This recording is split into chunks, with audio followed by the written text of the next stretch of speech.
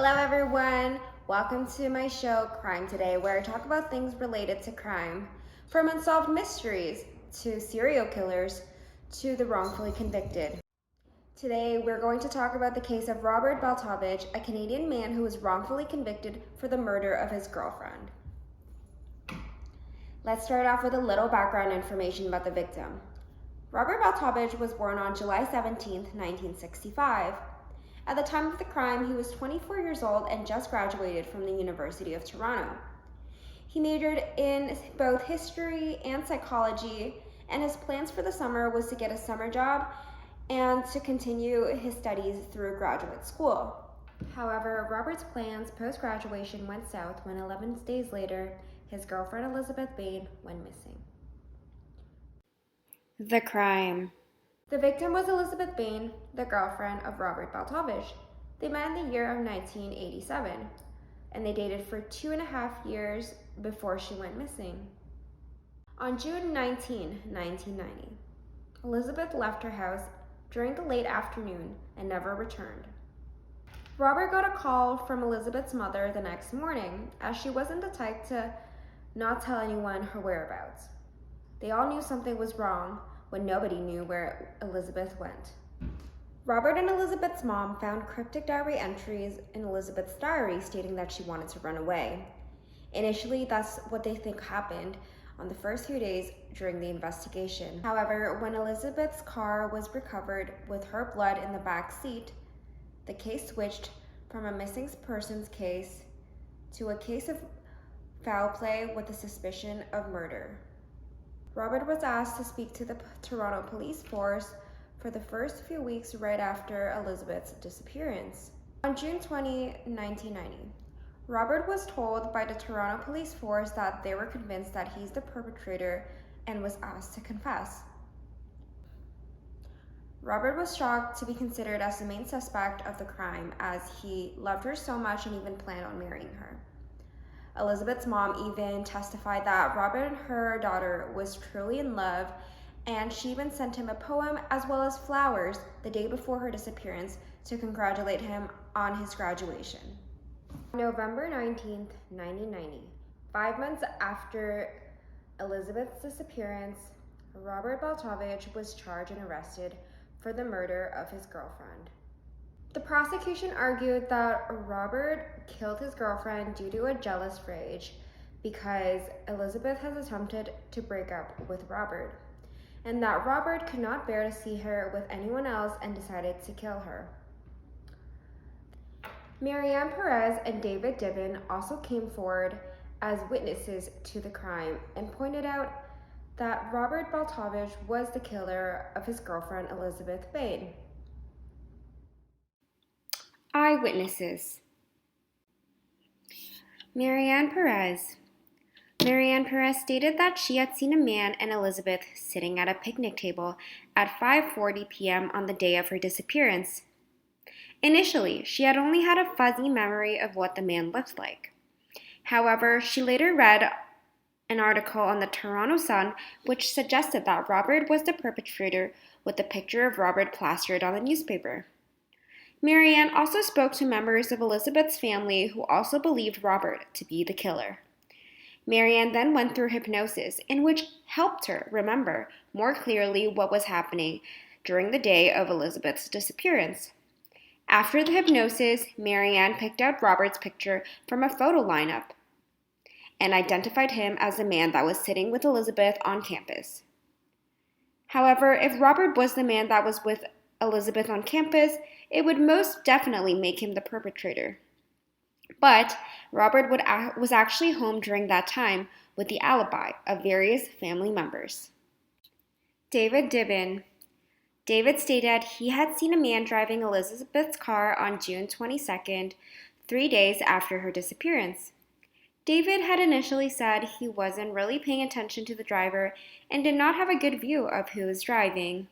However, even with a blurry view, his description of the driver did not match Robert's appearance at that time.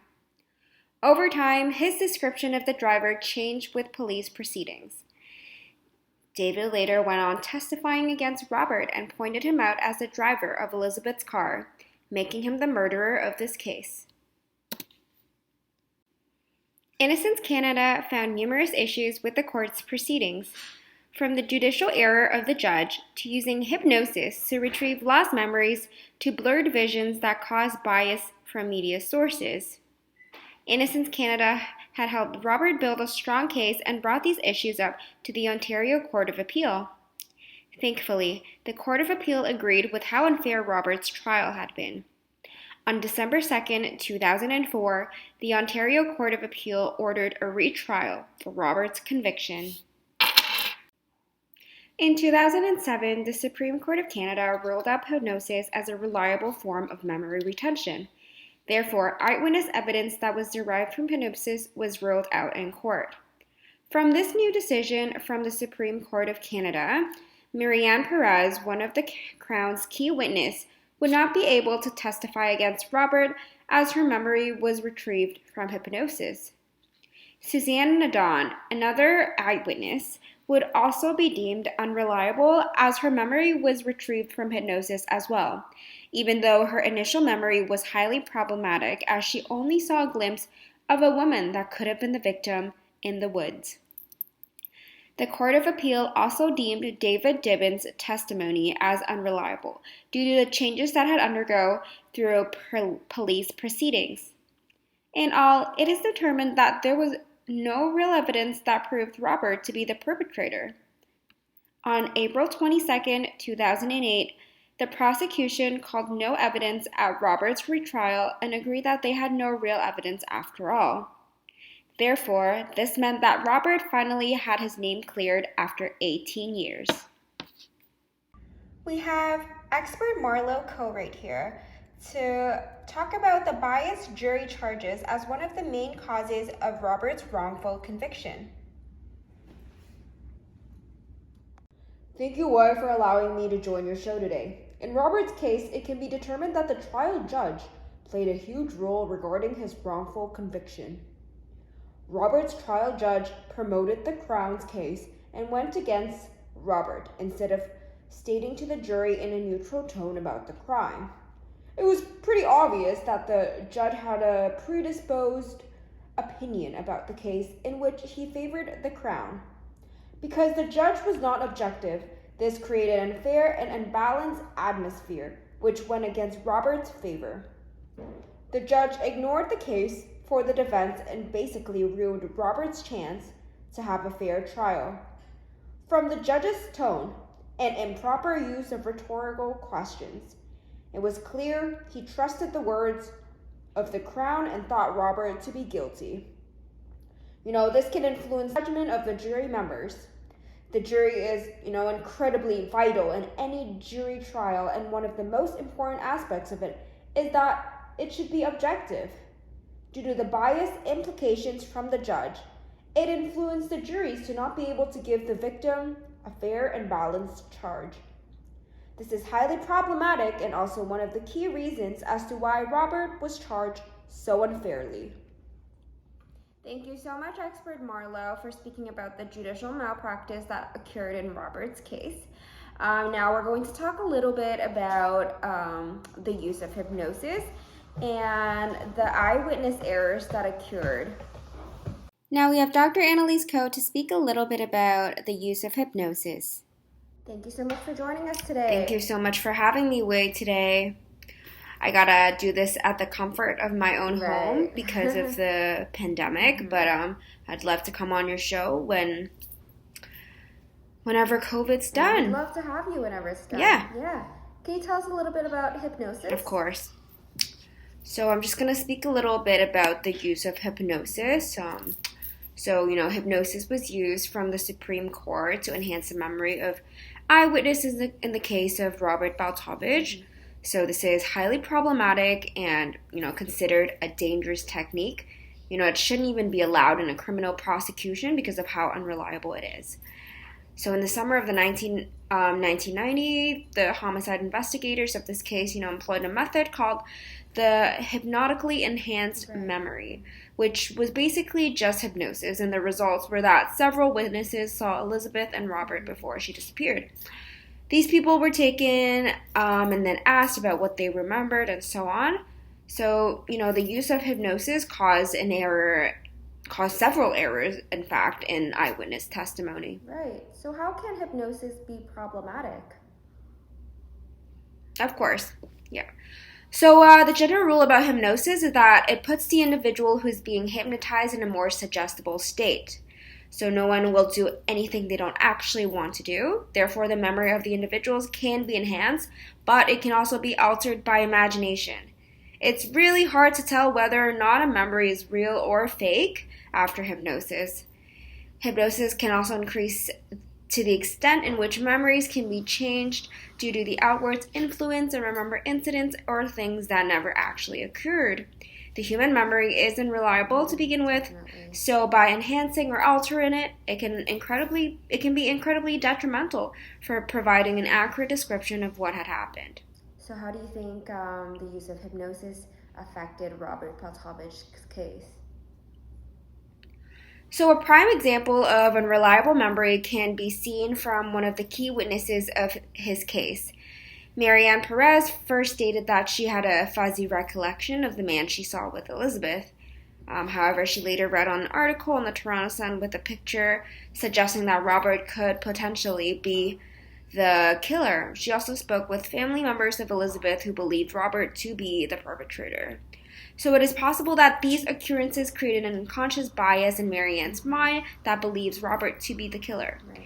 Therefore, after she underwent hypnosis, the brain could very well create the image that the man that Marianne saw Elizabeth with was Robert from her, subconscious. Right, definitely. There were also errors that was made by the police force during the lineup, and Marianne was shown several photos of potential perpetrators instead of one photo at a time. Mm-hmm. So this technique is actually incredibly dangerous as it forces the witness to pick one out of the photos that they see and the one that, best fitted the description. Mm-hmm. Marianne even noted during court that she picked the photo from a process of elimination. Mm-hmm. So Marianne was also told by the police officer who conducted the lineup that Robert's photo is in fact in the lineup. Right. So this slip up from the officer can subconsciously guide Marianne to choose Robert out of all the other photos. Okay. All right. Thank you so much for Yeah. sharing that information. You're welcome. I'm glad to be able to come here We're today. glad to have you. Thank you. Thank you. Right. Speaking of eyewitness testimony, we can also talk about David Dibben as well as Suzanne Naden. So David Dibben is actually one of the main eyewitnesses to this case. He stated that he saw Suzanne's car 2 days after her disappearance and saw a man driving it. So the description of the man did not fit Robert's at the beginning, but as time went by with police interrogations as well as the public's influences, the description of the man changed to fit the ones that of Robert, and in the end he did testify against Robert to be the man driving the car, even though he mentioned that he couldn't really even tell at the beginning. So yes, Suzanne Naden was also one of the other witnesses to this case. What she saw was basically a woman that could have been Elizabeth the night of her disappearance in the forest. This is highly problematic because she wasn't even sure what she saw. It was blurry and she thought she saw a woman that could have been Elizabeth.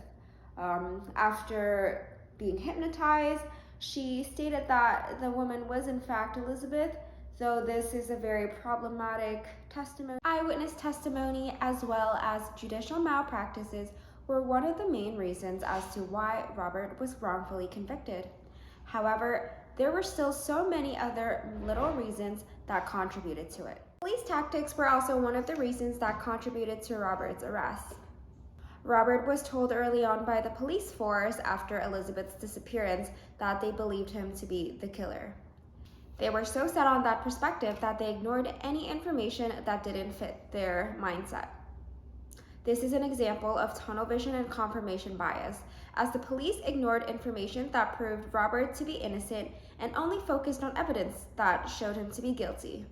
Robert even said in an interview that he was so shocked by how impervious the police force were to prove that he was the perpetrator. Another error that is caused by the police force would be one that is related to eyewitness testimony. As mentioned before, the police officer that conducted the lineups test had told Marianne Perez prior that Rob was in one of the pictures listed as the suspect. He also showed Marianne Perez a number of pictures instead of pictures one by one, causing her to pick the one that best fitted the description. This is an error on the police side, as it either deliberately or accidentally gave information to the witness to cause her to choose Robert as the perpetrator. The media played a minor role as one of the factors contributing to Robert Baltovich's wrongful conviction. Elizabeth Bain's disappearance was on the headlines of the Toronto Star, and many family members of Elizabeth believed that Robert to be the killer. This is all reported on the Toronto Star.